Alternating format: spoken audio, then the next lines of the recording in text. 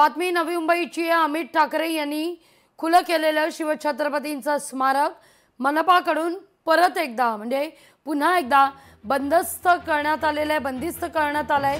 मनसेनं याचा संताप व्यक्त केलाय। हे स्मारक पुन्हा खुलं करावं याकरता मनसे प्रवक्ते गजानन काळे यांनी उपमुख्यमंत्री एकनाथ शिंदे आणि वनमंत्री गणेश नाईक यांना पत्र लिहून विनंती केली आहे।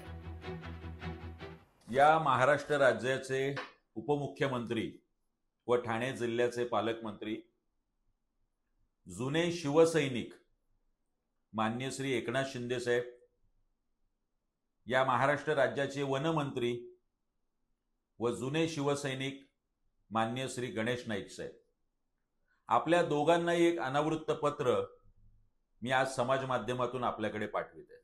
छत्रपती शिवाजी महाराजांचं नेरूळ येथलं स्मारक गेली 4 महिने अत्यंत घाणेरड्या कापडात बंदिस्त करून ठेवण्यात आलेले आहे।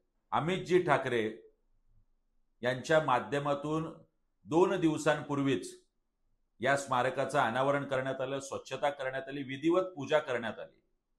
मात्र त्यानंतर सुद्धा त्याच रात्री नवी मुंबई पालिका प्रशासनाने परत एकदा हे स्मारक बंदिस्त केलं। आपल्यातील शिवसैनिकाला याची राग चीड येत नाहीये। लोकशाही मराठी ऐका, पहा, जागरूक रहा।